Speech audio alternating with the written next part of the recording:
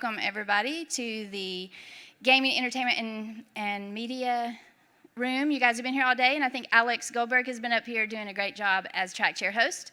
I decided to step in for this particular panel because these are my people, and this is my field.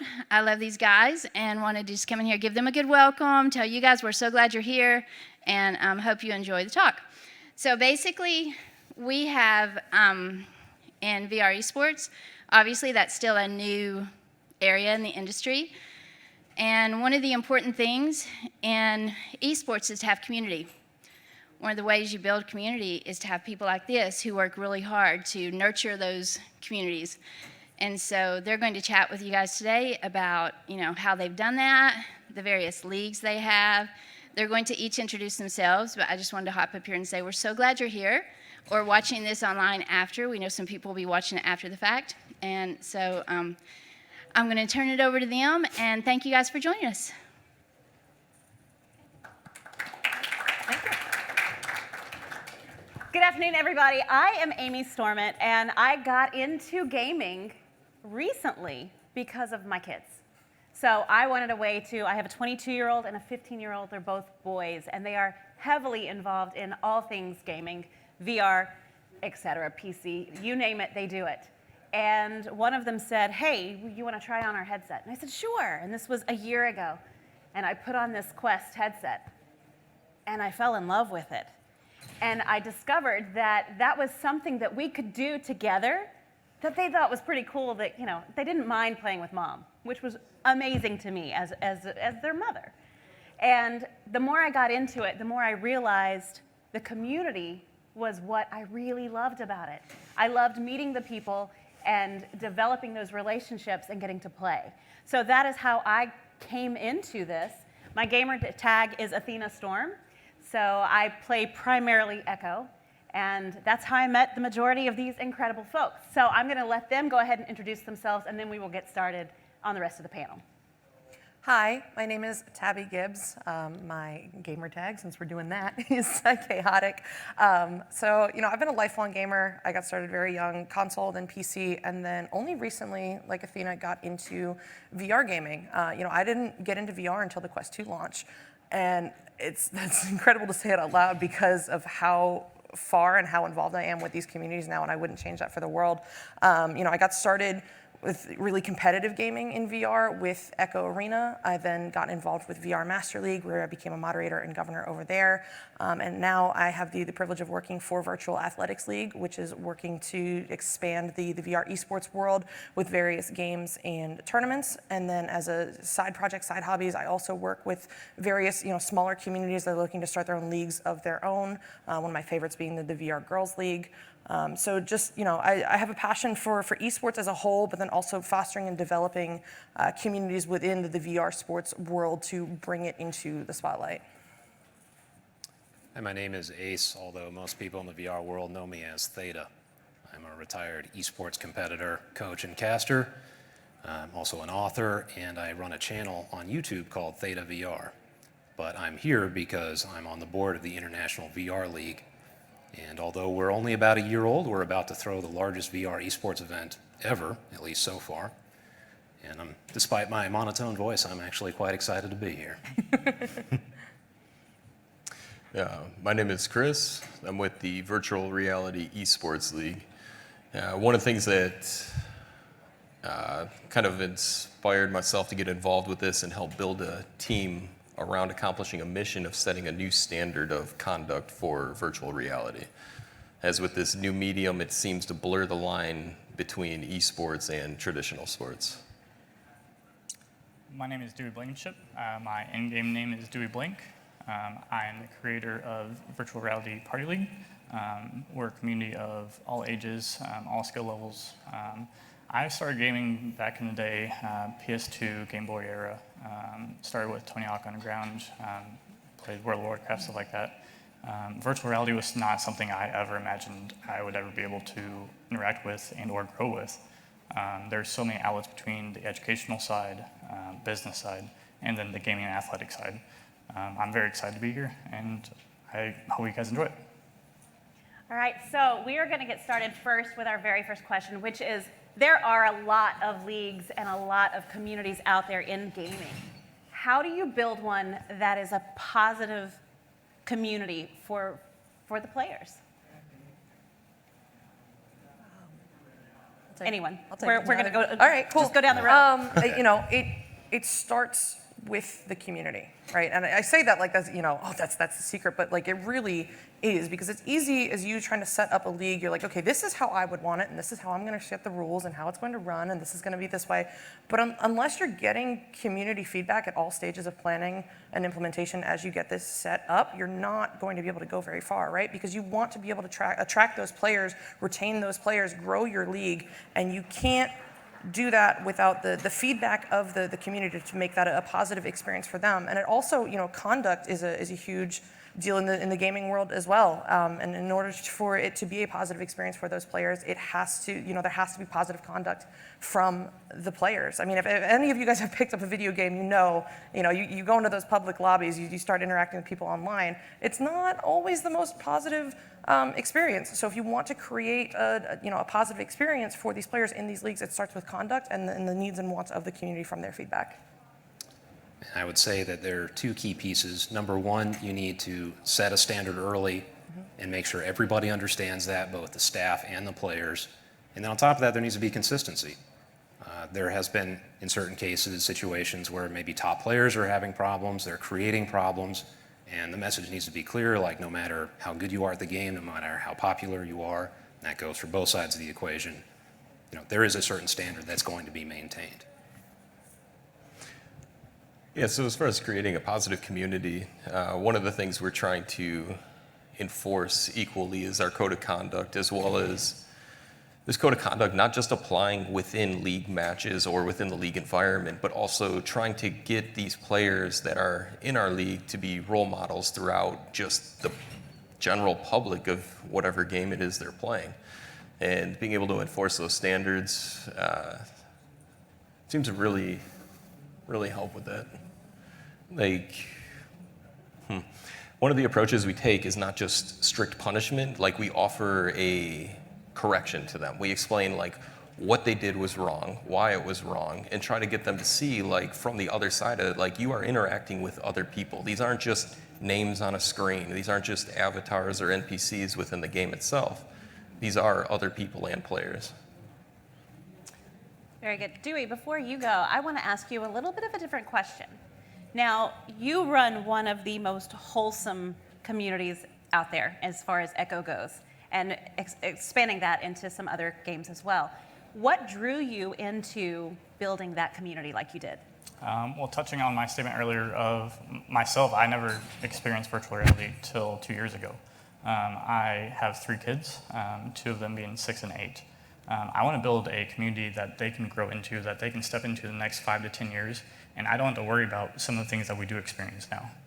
All of us up here have played games a majority of our life, and we know how it is on the online. So in the next 5 to 10 years, I want to build a space where we don't have to worry about, you know, who our kids are talking to or what's going on in that space, because it is heavily regulated, all the way from the verbal side to the gestured side. I mean, there's so many aspects in virtuality that we don't currently have to maintain on the online side, on the good and the bad, because virtuality is so amazing. And the bad apples can make a bad experience. So we just try to put up those high walls, protect the community that we can, and really foster, hey, if you want this to be a positive area, you need to also push out the positivity. You need to help, you know, those younger players or those players less skilled than you to really grow and help them out. And like you were saying earlier, whenever there is an issue, talk to them like they're your kid, like they're your friend. Hey, this affected somebody, and this is why. Some kids really do not understand how their actions and consequences affect other people. So having that casual approach with them is super important. Very good. I personally have had players come back to me after time has passed and said, hey, I just wanted to tell you, you know, I understand the way I treated you was wrong, and I'm sorry. And anytime you see growth like that out of a kid, it's a positive thing, and I know that these communities are making a positive impact, and that's amazing to see. So what kind of population are we seeing within these communities, and is there a group of people that are playing them that surprises you, or is it the population that you expect to see? can answer that. Historically, just because I've been in VR for a while, historically the audience was older and a little bit wealthier because VR was expensive. And most people just, it's an early adopter crowd, so it's usually a little bit older, usually a little bit richer. With the release of the Quest, now there's a standalone headset available. We're seeing a much younger crowd come in. And, obviously that means that, like they were saying, we need to take much more care, make sure they have a welcoming community. It's not just filled with toxicity and problems. Although I will say what's surprising about these groups is that we're starting to see older people, like much older people you wouldn't expect, like 40s, 50s, even older than that sometimes. Now they want to get into it because they went to Best Buy or maybe their grandkid or something said, hey, check this out. And it's a $300 investment for them, and then they're just into it. So again, that's another crowd that you want to make sure feels okay coming into the community. How about you? Yeah, that's one thing I've noticed as well too is I'd say over the last couple of years, like with the release of the standalone headsets, we're starting to see people coming in that have no gaming experience whatsoever. This is their first time playing a game and being exposed to gaming communities. And honestly, a lot of them really do seem to be shocked with what we would consider normal. Like if we're playing like the more traditional games sitting with mouse and keyboard, stuff that's tolerated, we have a chance here to set a standard to kind of correct that type of behavior to prevent it for as long as we can. Yeah, so I started with the Quest launch, so I didn't see that really mature and high-end crowd. So a lot of what I experienced was that huge rush of that Christmas, especially, where everybody got that Quest 1 launch. And you had people, like you said, from 13. My grandmother tried it, and she was pushing her 70s. And there's so many different aspects to it. The kids enjoy hanging out and having fun with their kids from school. 30s, 40-years-old, you play with your kids. I know that. And the amount of relationship that we build with this range of age is different than what it's been like in the other online community for me. Because you don't always see age. You might hear their voice, you might hear that pitch change. But the maturity level it's so weird. You can meet 13, 14-year-olds who are more mature than 20-year-olds. Right. So putting an age to a face is very difficult because maturity does not have an age. You're absolutely right. And sometimes you'll say, somebody will say something and they'll make a comment about, oh, I've got to get up and go to school. And you're like, you hear somebody ask them, well, how old are you? And they're like, oh, I'm 14. And you're like, you do not sound like a 14-year-old. And you don't behave like one, which is, it's something interesting to see as well. Now, Chris, you had spoken about the discipline part of it, not necessarily being disciplinarian, but having to enforce those rules. How do you go about doing that so they don't feel like they're being necessarily reprimanded, but that you're kind of guiding them along? Typically just by explaining the situation to them and trying to get them to look at their own words from a different point of view.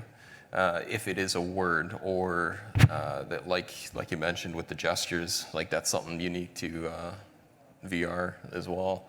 And just, whether it's having them reread what they've said or kind of take in the type of gestures and realize that, like, if it's not something you would do out here in this reality, it's not something that you should do in virtual reality either.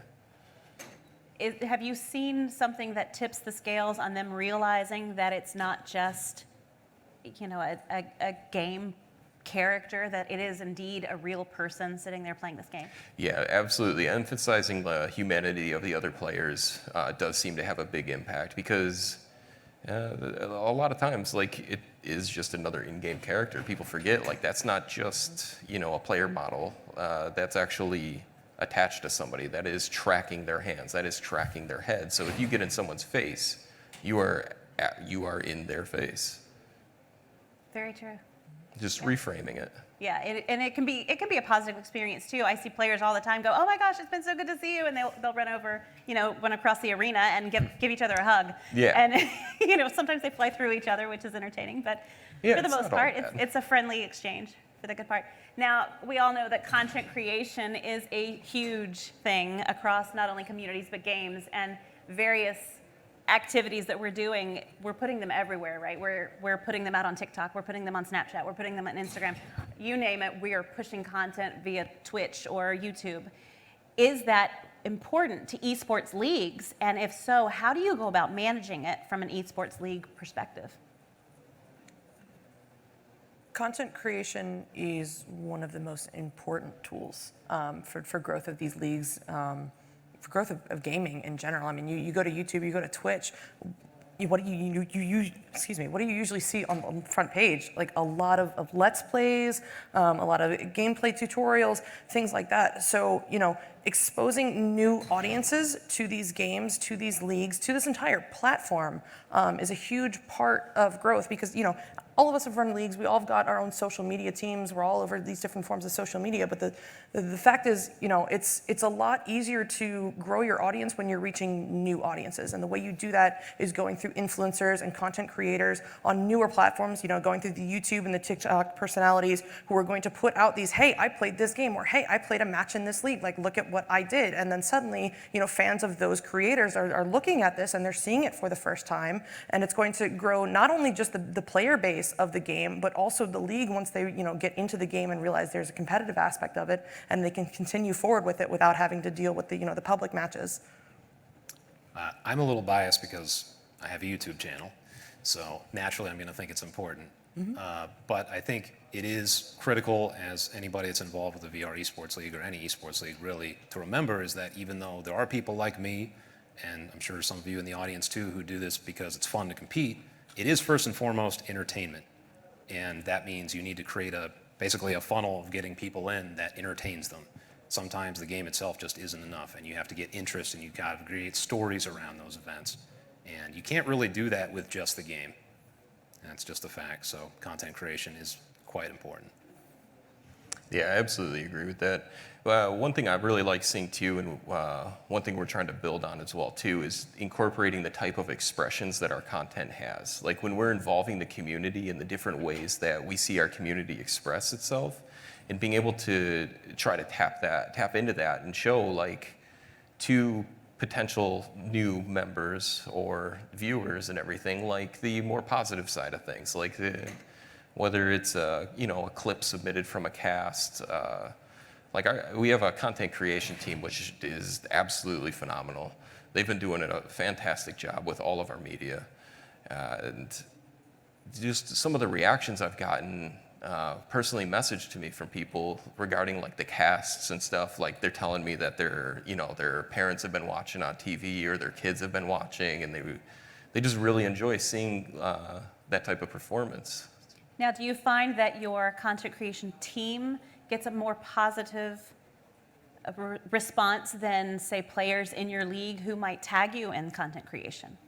Yes, absolutely. And being able to control how the content itself is treated and expressed, and somewhat standardizing it. So, anybody can tag you in anything. Right. And so if somebody's, repeatedly tagging your content in a negative way, like that's not really going to be beneficial to you. So we even have a weekly esports report show that kind of goes around and will highlight different materials throughout all the different games that we support. We do interviews, everything like that. Very nice. I think a huge thing that the content creation side really opens up for virtual reality is the chance for the kids and the younger generation to really put out their own content in virtual reality with their friends that they normally wouldn't be able to. Some of my favorite ones is watching some of the Echo Arena TikToks where they're in-game and they're doing those synchronized dances in-game. There's so much to it. I mean, if you post what you love and post what you love doing, you're going to get the love reactions. If you go through and you really focus down on your talent, like some of the people on the stage and some of our top players, focusing on your content and pushing out to those just because you want your friends and family to see it, and then opening up spaces. So many leagues go through and choose their different teams to cast. So if you're a brand new player and you get your team selected to cast, it's so exciting. The thrill and the excitement of being able to tell your friends and family, hey, I'm going to cast it on this time, this day, Twitch, YouTube, whatever it is, log in, watch, come watch me attempt to make, that dunk or that 3-point, whatever it is. It's huge because most of these kids don't get that showcase. Gaming's never really been showcased in a lot of these kids' lives. So just that 30-minute showcase of them going through and working on their team that they've been working on the last year, it's huge to them. Very good. So a lot of esports leagues, and like I said, there are a lot of us. They're growing, which is fantastic, and it's great to see. Have to be run by somebody, and we all know that it is not an easy job in any way, shape, or form to run a league. So how is that run? Do you operate with volunteers, and how do you retain them as opposed to them checking in, working for a month, and saying, I'm not doing this? How do you push them and train them and get them organized to do so? Anyone? Oh, go ahead. Go ahead. I was going to say, as of now, we've been in operation maybe almost about 4 months, and we are running entirely volunteer-based, myself included. And it's because tapping into the passion that people have and the way they want to see the competitive scene formed and standardized for each of their games that they specialize in, and just allowing them to be able to express their vision really does help with retention as well too. And just the way that I think that's honestly a lot of the way these things tend to form is it has to be volunteer. There really isn't large backing in a lot of these leagues yet. To follow up on that, Party League really focuses 100% of its work on its volunteers and how the community wants to build Party League. If they want to go through and see a 3v3 tournament come up, we'll have people go through and elect to help run that. Building a community is what's important here. So giving them the ability and the trust, hey, I know you're new to this. I know that you see a passion and a desire to do this. So let's go and attempt to see if we can help, make that happen. And if it fails, that's okay, because we're here to help you and keep building with you. So. Very nice.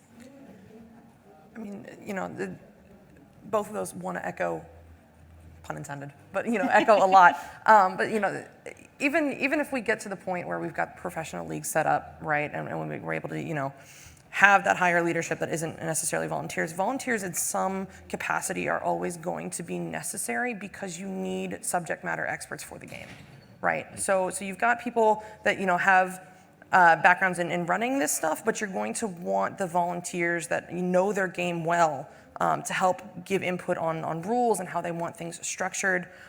So even when we get to the point where it's not just volunteers, they're still going to be necessary in some capacity.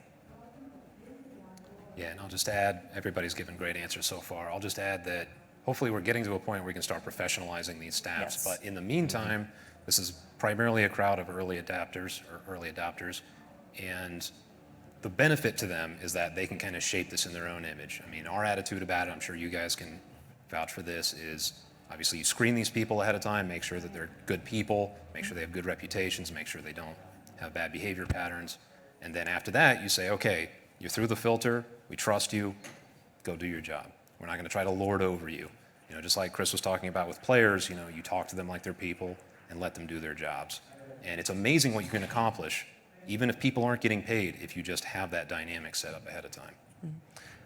There's one thing as well too, it's really important to protect your volunteers from the community as well. Definitely. You got to be quick to act. So how do you do that? If you have, because I know moderators a lot of times get a bad rap, right? Because they're the enforcers and they're the strict ones and the rule followers. How do you protect them from the community that might get mad that you just banned one of the top players? You stand with the moderator at all times. I mean, obviously you'd have to evaluate the situation, and see if there were any missteps taken, talk with your moderators, stay close with them, and basically just give them what they need. Yeah, to follow up on that, a lot of that goes into the league and how it's built. If there is such a huge disagreement with an action that was taken, there has to be some kind of a reason why. Whether that, one or the other didn't follow proper rule set, or they were just trying to, kind of curve that rule a little bit. There's always generally a reason if something major like that does happen. So trying to really push that communication, understanding of, well, this is what happened, and this is why we don't allow that to happen, is a huge part of that. So. Yeah. I'll tell you one of my favorite stories that just recently happened. I saw on one of the major Echo leagues, I saw they were looking for content creators, and they were looking for people who were interested, not necessarily that you already had to have the skill, but they were interested in people who wanted to learn about the video editing side of it, and that they were willing to teach players who wanted to learn that, they were willing to take the time to teach them that so that they could produce content. And I had a player that I had unfortunately had to ban a few months ago from a server, and he came back to me and apologized, and we had a conversation, and I remember speaking to him about why he had, he was kind of trolling his friends, and we had a conversation about it, and he kind of got over it, but then he got into content creation, and he is an amazing video editor for Echo Arena, and he's so good, and he's so talented, and he has not said a negative word since then. And that was really refreshing to see. And this was a younger kid, and it was nice to see that growth, that he kind of found his niche and he went with it. So that was really cool. Now, there are a lot of esports out there, obviously, and there's a lot of VR esports out there, which is great. But how do you decide what esport you are going to create a league out of? Guess I'll go. So for me, it's again, two-part equation. So number one, it's competitiveness, and then number two is entertainment value. The game itself has to be balanced. That's really at least how I view competitiveness. Like, is there going to be one side that's completely overpowering the other in any certain situation? Is that common? Are there weapons that are overpowered? Are there maps that are just terrible? That sort of thing. So once you have those core features in place, then you can say, okay, that's good. Then the other piece, which in some cases is more important, is it something people actually want to watch? And also, I guess what goes into that as well is simple things like spectator features. Like, there are lots of VR esports or potential VR esports that don't have spectator features. Right. And you talk to the devs and they don't even want to do it. So that just takes it off the table right away. And beyond that, let's say there's a spectator feature. When people watch it, do they understand what's going on?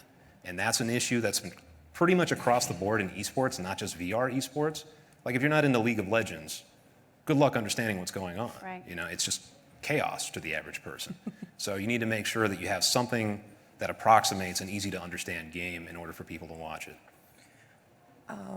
Definitely those two, but a third that I would put on the same level is community presence, right? We've been talking for the last 20 minutes about the importance of the volunteers, of the content creators, of the people who are going to drive this game. And if a game does not have a community that's willing to support the esports scene within their own community, within their own game, it's not going to succeed. That's not something I don't think you can brute force. At some degree that the community has to step up and say, yes, we want this, and yes, we're going to support it by, the content creation, becoming the moderators, showing up to the matches consistently so that we can stream them with those spectator functions and the private matches. So, I'd put that on the same tier as those two.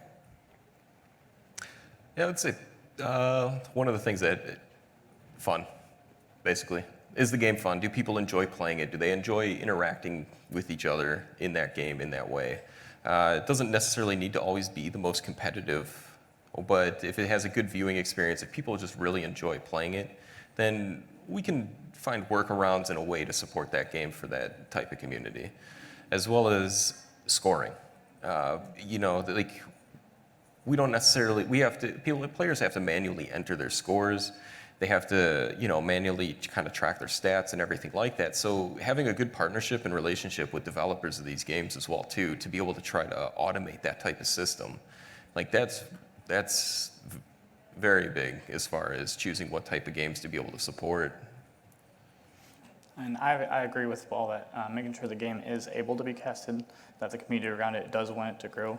I also look for that team growth and that personal skill growth, because I'm sure we've all played games or sports that was just too easy. Everybody was able to do the same thing over and over. Being able to have those different tiers of skills to where you can work on your own personal skills, and then as a team coordination, be able to work on those new plays and stuff like that, really allows that longevity of the game for the teams, for the leagues, to, okay, well, we started here in this year. Well, this year we made it to this year. This year this team went through and created this whole new outlet. And so there's always these different tiers, and there's always somebody fighting for that top spot. So being able to find a competitive game that has a skill set that can be spectated and that the community loves is very difficult. And then following up on that, making sure that we support the game developers also, because it's a two-way street. Right. Community supports developers help the community. So being communicative and have that feedback is very important as well. So you had mentioned, Tabitha, psychotic, as I know you, you had mentioned the players agreeing to be on a team that has to meet, every week and that kind of thing. How do you encourage these athletes, because they are athletes? If you've never played some of these games we were talking about, or you've never watched them, make sure you show up to the main stage on Friday, because we're going to show you how physical it is. It's a sweaty mess, and a lot of these games are like that. I think we can all attest to that. But how do you encourage them to, a lot of them are other athletes. They play football, they play baseball, they play basketball. How do you encourage them to realize that this is also the same type of a commitment to that team, to their esports team, that they have to their real life team that they might be on? I mean, what you just said, you make that comparison. You showcase some of these higher teams and the way that they operate, the level of dedication they have, and you reiterate to the players getting into it that this is something you get out what you put in. If you work hard in this game, you get the experience out of it, not just the fun, but you learn so much through esports leagues in general. I mean, I had no idea how to manage 6 people's schedules and then another 6 people's schedules on the other team we were supposed to play that week. No clue how to do that, but you know what? Learned it through that. And it's not necessarily advertising, but I guess just reinforcing what you get out of it is just as important as what you get out of real life experiences, because it is. I mean, I grew up playing sports and things like that. My dad took me to my sport games, but you know what? My dad now watches my Echo casts, and he supports it the same way, because there are so many parallels between this and those real life activities. Sure. Just in terms of what people get out of it, I think, not everybody, in fact, the vast majority of players don't want to be world champions. Mm-hmm. So you have to cater to those tastes. I mean, yes, the world champion, the people going after the world championship titles, they're going to be a very small minority just by default. So how do you shape the experience that people get something out of it beyond just winning the whole title? Only one team can do that, one player can do that. So primarily, you have to give them a place where they have a social group. Sort of like when I was young as a teenager, which was many moons ago. You can see the gray streak if you don't believe me. If teenagers wanted to hang out and they weren't in the same place, they would call each other. You just talk on the phone. Mm-hmm. Now, esports, gaming, whatever you want to call it, that's where they hang out. And that's true even for older groups now, especially with the pandemic. So you have to give them that place where they can do that. And then when they're competing together, it's just kind of like an added bonus. Right. And if they win, that's cool, but that's not necessarily their goal. They just want to play against a team that's right around their skill level, have a chance to win, and do it with their friends. Mm-hmm. And then also, if you can, cater to the taste of the top ones and say like, hey, if you're really good, we'll put you on a stage. And then you can play in front of everybody and kind of get the glory out of that, so to speak. I think the level of commitment of the players to their team, that's mostly taken care of by the team leader or captain. Yep. And the players that are recruited onto each team tend to match the level of discipline that team is trying to uphold within how they schedule, whether they're doing daily practices every other day or just no practices. They just enjoy getting together and playing an organized game. And one of the ways to kind of foster the competitiveness of even the higher level teams is just staying hands off of basically don't limit the physicality that VR offers. It's a new way of being able to play these games. So like if somebody can jump higher than another, you don't make rules to restrict that.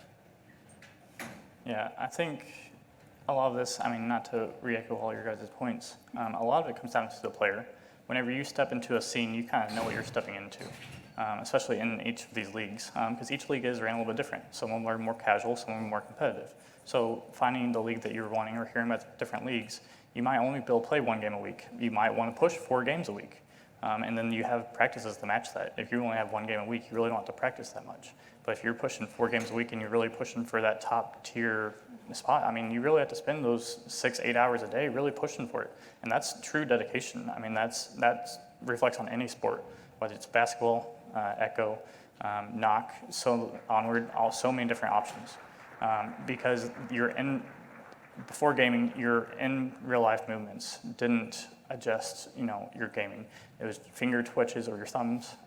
But now, if you move your elbow too much, or if you crouch at the wrong time, or if someone goes through and jumps over your head, it's all stuff that's reactive that you deal with in real sports that is just now getting into each person's home and business. So. Right, I've got one more question, and then we're gonna take questions from anyone that has one. If you had to choose one quality that you think your league brings out of players, what would it be? I'll go and take lead on this. I pride myself in the party league community. One of the main things that I really ask and push for is for them to be a positive light for all those around them. If that's a skill-based, or if it's just, hey, I'm having a rough day, talking to them and just trying to cheer them up. It's more than just a game. It's more than just Echo. It's more than just Beat Saber. Community is built by social and love. If you combine those with something fun, like Echo and Beat Saber, it turns into something amazing. And I think that's really what all of us are trying to encompass here is we want to protect and keep all of our players safe. And so how do you build that in the best way while not limiting other players who aren't used to that? And it's very difficult. Yeah, the adjective I'd attach is just pro-social, similar to what Dewey is saying. It's just, at least in our league, it feels like we've got to the point where people understand the expectations, and frankly, trolls and people like that just don't last very long, and everybody's okay with that. There are some places where the troll plants the seed, and it just spreads like a virus, and it just takes over the community. Everybody kind of joins in. That has not happened with us, and I think that's going to happen pretty much, or has already happened with every other league at this point. I guess just to say something different, the patience, just lots of patience. I mean, whether we're helping, the staff with patience dealing with members, or, members having more patience with each other, or just the process, or even with the game itself. It's a learning experience for all parts, as well as taking, the patience for a corrective action instead of just one and done.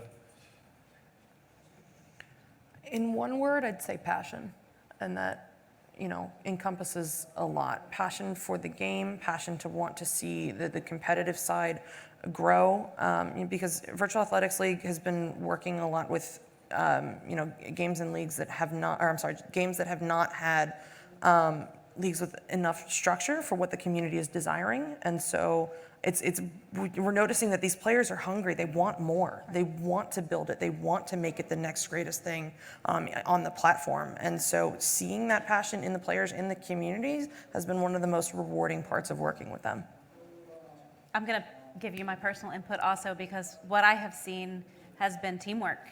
And a lot of, somebody had mentioned COVID earlier, and we were shut down. Sports stopped for a long time, and that was an integral part of these kids' lives. For a lot of them was their sports teams, and all of a sudden you couldn't do that.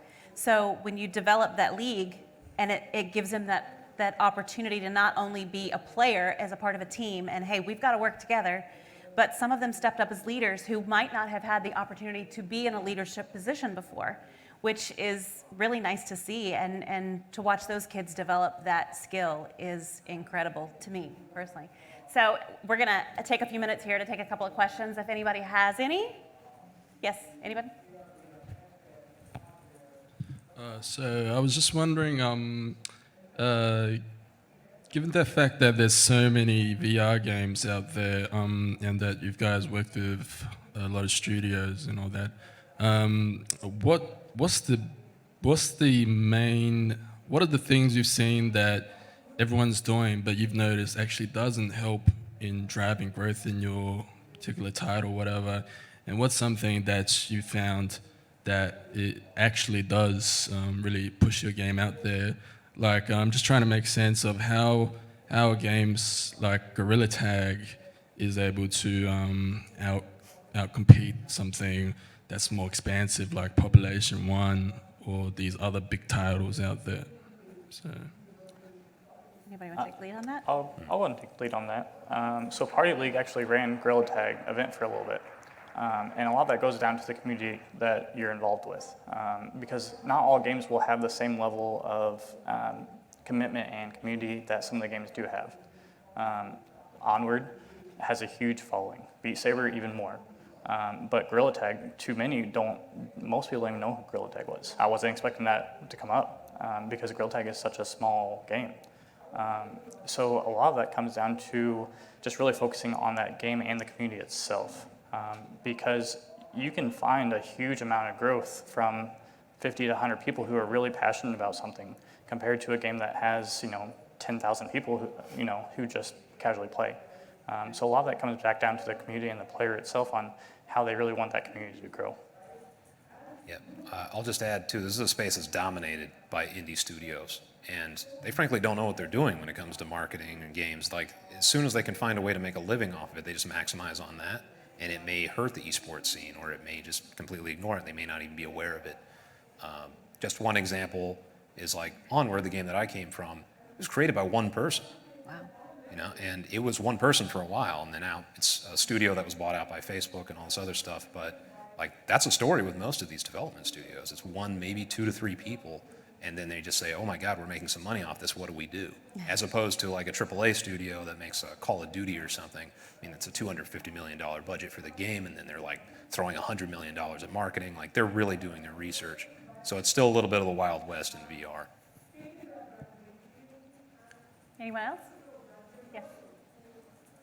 Hi, everyone. Thanks for speaking with us today. On the topic of developers, I'd love to hear a little bit more about what the developer scene in VR looks like and how folks are usually interacting with the leagues themselves. It sounds like you have a community that just kind of shows up overnight, and then leagues that are created organically through volunteers. And then you also have the developers, which I'm still trying to wrap my head around on how they're actually interacting day to day with the leagues in the community. Would love to hear your thoughts. I'll go, you guys don't mind. So again, I'm just going off of my experience here with Onward, but when Dante, the guy who made it, created Onward, he was not building it as an esport. And that's a very typical story, is like I said, they just kind of make the game, and then this thing kind of builds up around it. We're starting to see a shift away from that to some degree. Like Veil, for example, is being built as a VR esport from the ground up. But that tends to create a weird dynamic when it's not like that, because, I mean, their obligation is frankly to the casual audience. I mean, that's true for Onward too. I mean, there's something like 1 million plus people who play Onward, and the people who compete in it, it's like a few thousand. So obviously the esports community has questions, has concerns, whatever, and the studio listens to them, but ultimately it's this very small slice of their customer base, and they have to be listening to the other guys a lot more, just as a business obligation. So that's pretty common, frankly. You don't have a studio like Riot, like you would esports, mainstream esports, where they have an entire dedicated esports division, and they're building games specifically to be esports. So that's it creates all kinds of funky dynamics. We only have a little bit of time, so I'll stop there. Happy to talk to you about it afterwards if you'd like. Same. Yeah, one of the things that we've kind of noticed as well too, whether these developers want it or not, these leagues seem to form around their game, and the competitive side of their game is being shaped by people who aren't maybe necessarily in touch with the spirit of how the creators want their game treated. Right. So we try to communicate with the developers of the game to try to ensure that their product, their creation is treated properly. And it has the right representation for the competitive side of it. I have something to say. Yes. I'm the host, even though Sonia opened for you guys. I've been the track host for today. Anyway, I love Population 1. I play the crap out of that game. You mentioned it, but do any of you guys play it? Yeah. Not well. Not well. I was going to say the same thing. I'm level 59. I'm pretty impressed with myself. I'll make level 60 one of these days. They just did they announced a level 61. I was bummed. I was like, oh, it's almost the top. Now there's one more that I have to go. So there's a certain aspect about squad-based games that lends themselves to being a team event. And we're talking about esports here. I stepped out of the room, so I might have missed it in case you guys covered it, but what about real life, I live in Seattle, so I'm down here in the Bay Area, and I met one of my squad mates my first time. Oh. And I met his child, I met his wife, it was beautiful. We hung out last night.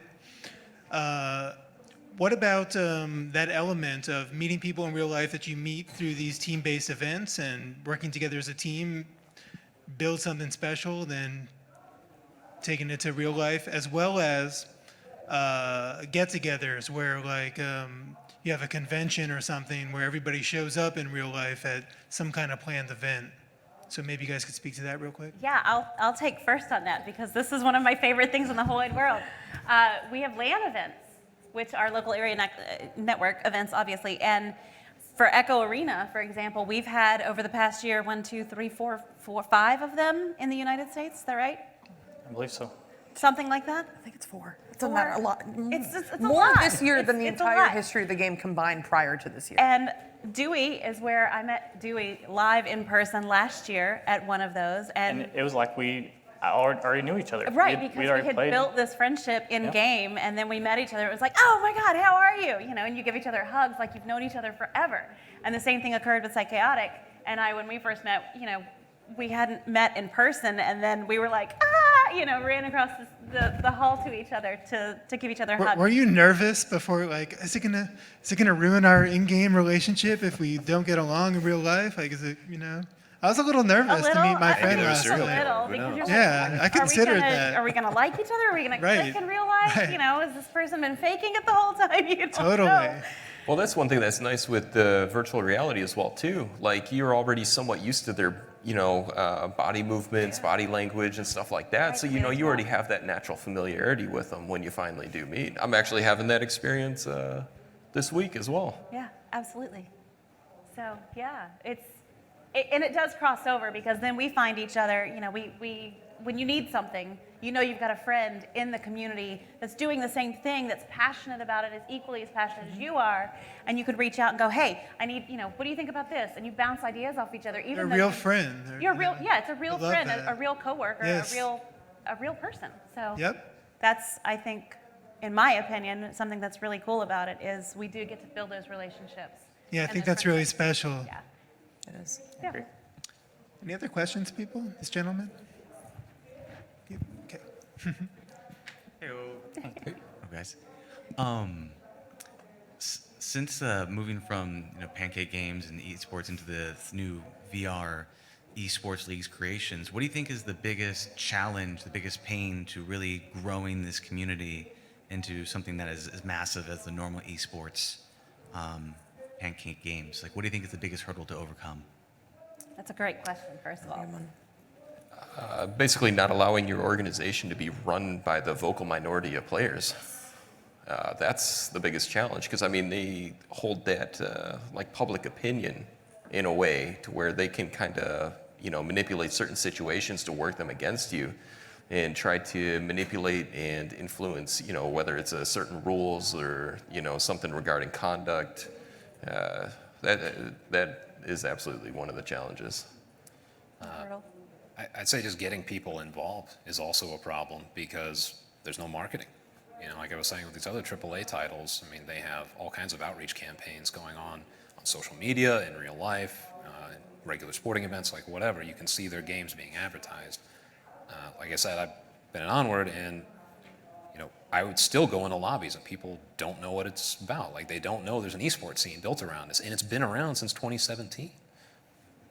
And we do not have well-funded marketing organizations to solve that problem. And it is something you kind of need to have some capital or just get very lucky in terms of virality to solve. Yeah, to follow up on that, on top of the marketing, a lot of the content creators we have, like we talked about before, are kids to young adults who are going into the scene.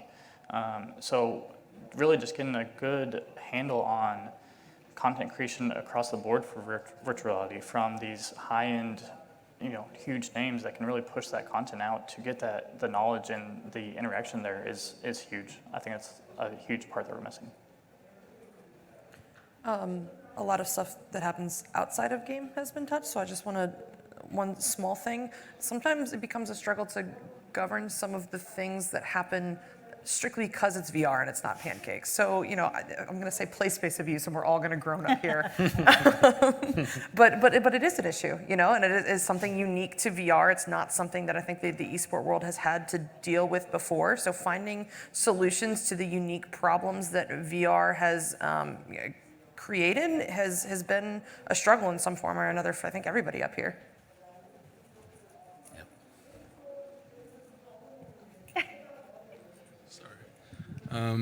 So to drive that word of mouth growth, like, how much is that dependent on just the quality and the uniqueness of the game versus say, reaching out to like YouTubers and getting them to talk about your game, creating like a esports community on the side? Like where do you see that word of mouth growth is coming from?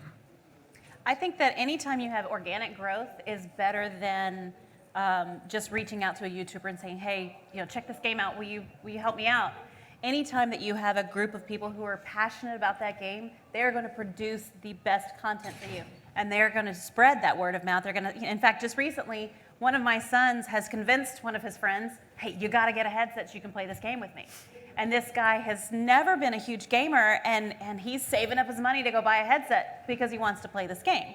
And I think that's part of it, a big part of it, is just sharing the word. And I think that's what we're all trying to do with leagues and social media, et cetera, is get that information out there and to be that pure growth. Nobody wants to pay for subscribers. Nobody wants to pay for followers, because that is not going to give you the results at the end of the day that you want. You want that to be real. You want that to be people who like your product, your game, your league, and they are behind it because they love it. And that is, I think, the most important part of it, right? Yeah, I'd agree that it is very important, but also we can't discount the YouTuber side that you just mentioned. You're talking about the uniqueness of games. How do you show off some of these unique features and the verticality of these games and what goes on inside them? You can't do that with a conversation. So yeah, right. I can tell you, hey, I saw this game, you should check it out, but then you're gonna go home and you're gonna go on YouTube and then you're gonna go look at that. So it's kind of a hand-in-hand relationship where those two things have to work together to create more seamless organic growth. And also, there's another dimension to the marketing problem, which is that the games, if you watch them on a flat screen, they don't look that great. I mean, they still look like they're a generation or two, maybe even more, behind your big pancake games. And it's primarily hardware limitations because of the way things get rendered and all that I won't bore you with. But the point is that you kind of have to get people to experience it one way or another. You just have to get somebody to put a headset on. I think it was Mark Andreessen who said he's never met a critic of VR who's tried it, and that's true. Like, when people give it a shot, it changes things. And it's the same thing with getting people into the esports scene, because I can tell people about it, but until they get into a match or even just a scrim with somebody and see like real competitive gaming with a VR headset on, like all your friends feel like they're around you, there's no real way to market that in traditional channels. So that's another problem that I think is unresolved right now. So then, on that point, would you think there's an importance at getting VR into more traditional gaming spaces? We've seen all these gaming conventions to talk about console and PC games and all stuff like that, but do you think, having demos of VR stuff at those games, would that do more to address that marketing problem? Absolutely. Yeah, I think if people stopped looking at VR like it was some kind of just experimental toy, which it was for a long time, like, it's fair, VR has been on the brink of blowing up for like 5-10 years at this point, like forever. And now it finally is in a place where it can blow up, and you kind of have to get people to retrace their steps a little bit perceptually and say, okay, this is real. And the only way to do that is to put a headset on and like give them that experience. And we do have that opportunity this week. Tomorrow, starting at 11 o'clock over in the playground area, you can put these headsets on and try them out and check them out. And we're going to be showcasing Echo Arena on Friday at the main stage, so be sure to check that out as well. You guys, thank you so much for joining us. We appreciate it. We appreciate your time, and we'll see you around. So that was a great segue into, I was going to say, you get to try it if you haven't, and watch them play a little bit of VR esports. I apologize at the beginning. I was reminded I completely forgot to tell you who I am. I'm Sonia Haskins, known as Hasko7 in the gaming world, and I'm head of programming here at AWE. And also, I love the fact that this entire panel introduced their names plus their gamer tags. So that shows they're true esports players. Remember, we have the welcome reception tonight, and we are so grateful to Unity for sponsoring this track today. And basically, we're just glad you're all here. I'm really very glad you came to this particular panel. If you have any questions, these guys are going to be around all week, so feel free to hunt them down, ask them some questions. Chris will be with a group, VR Esports League, in the playground, as Amy mentioned, and so you guys can go over there and ask them questions as well. So basically, we just have a lot of really good opportunities for you to learn about VR, competitive VR gaming at this particular AWE. We would love to see that continue, so if you like that, make sure you make that known, okay? Thank you guys for coming today.